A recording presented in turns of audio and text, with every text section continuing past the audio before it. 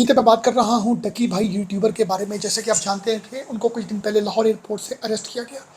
मगर इसके पीछे क्या रीज़न थी एफआईए ने कि उनको अरेस्ट किया और आज वो 2 दिन के जुडिशल रिमांड में क्यों हैं, और उनमें बहुत सी सीरियस नोयत के जो है वो एफआईआर दर्ज हुई हैं, और इसके पीछे क्या रीज़न थी, और इस चीज़ से आप और मुझे क्या लेसन मिलता है। क्यों? क्योंकि डकी भाई जो हैं, उनका जो रियल नेम है वो साद और रहमान है। और डकी भाई को भाई तो इस वजह से नहीं कहना चाहिए क्योंकि जो शख्स इलीगल तरीके से पैसे कमाने के बारे में लोगों को प्रमोट करे, लोगों को कन्विंस करे, या लोगों को उसकी इन्फॉर्मेशन दे कि गलत तरीके से गैम्बलिंग करके, जुआ करके, और एक गलत, एक रॉन्ग मीडियम से पैसे कमा के अपना घर दिखाना, जी मैंने ये घर ख़रीदा, ये गाड़ी ख़रीदी है, लोगों के अंदर रॉन्ग वे से, रॉन्ग मीडियम से जो है वो पैसे कमाने की जो एक जस्तजू है, उनको आजकल के बहुत से यूट्यूबर जो हैं वो कोशिश करते हैं कि उसको प्रमोट करें। तो हमें इस सारी स्टोरी से बहुत कुछ सीखने को मिलता है, हमें, मुझे, आपको, हमारी जनरेशन को, आने वाली जनरेशन को। क्यों? क्योंकि पहले जब बच्चे थोड़े से ग्रो करते थे वक्त के साथ, तो उनसे पूछा जाता था कि आपने क्या बनना है, तो वो कहते थे मैंने डॉक्टर, इंजीनियर, लॉयर। मगर अब जो है वो किसी से पूछा जाए नौजवान नस्ल से कि क्या बनना है, तो वो डकी भाई बनना है या रजब भट्ट बनना है। रजब भट्ट जो है, जैसा कि आप जानते हैं, मेरा पर्पज़ यहाँ पर किसी भी शख्स की ज़ातियात के बारे में डिस्कस करना नहीं है। पर्पज़ ये है कि आप सोशल मीडिया के ऊपर अच्छा कंटेंट बनाएं, कोई प्रोडक्टिविटी पर काम करें।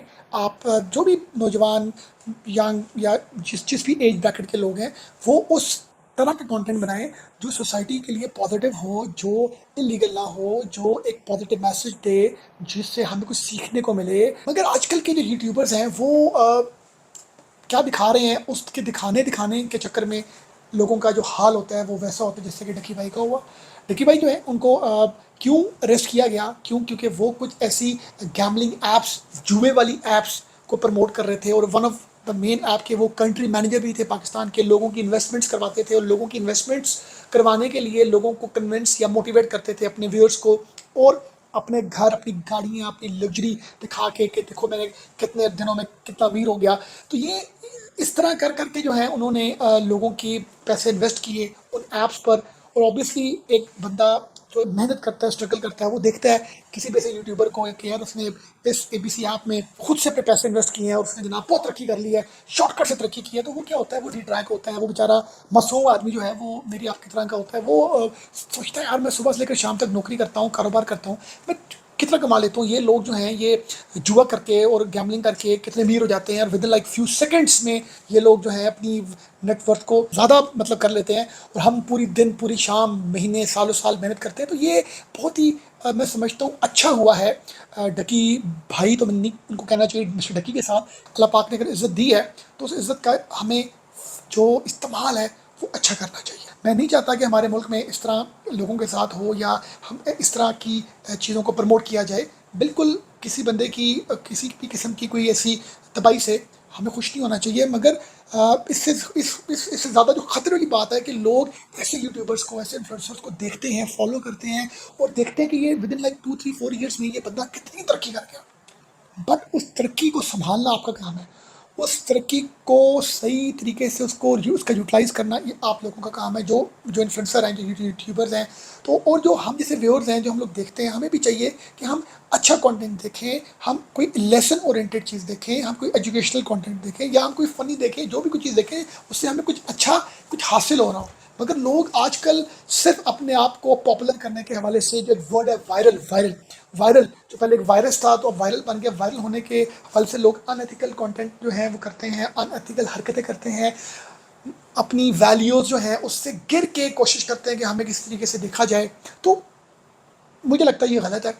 ऑब्वियसली तरक्की की भूख बहुत ख़तरनाक भूख होती है, मगर हमें उस भूख के चक्कर में ना हराम नहीं खाना चाहिए। हमें उस भूख के चक्कर में अपनी वैल्यूज़ से गिरना नहीं चाहिए। और हम बेसिकली अगर अपने आप को गिरा रहे हैं तो ये हम ठीक है, हम अपनी ज़ात के लिए रिस्पॉन्सिबल हैं, जैसे कि डकी रिस्पॉन्सिबल। बट हम इससे लोगों को क्या मैसेज दे रहे हैं, हम लोगों को कितना गलत एजुकेट कर रहे हैं, हम लोगों को कितना जो है वो डी ट्रैक कर रहे हैं, हम लोगों के लिए एक उनके कैरियर में हम कैंसर की तरह जो है वो घुस के उनको तबाह बर्बाद कर रहे हैं।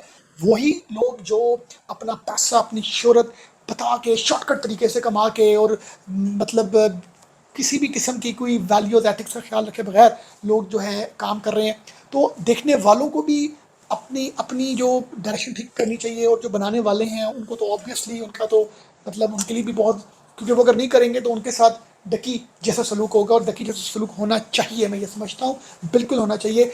आपके ऑस्ट्रेलिया में ये लॉ है, छोटे बच्चों जो हैं उनको वो टिकटॉक पर अकाउंट नहीं बना सकते।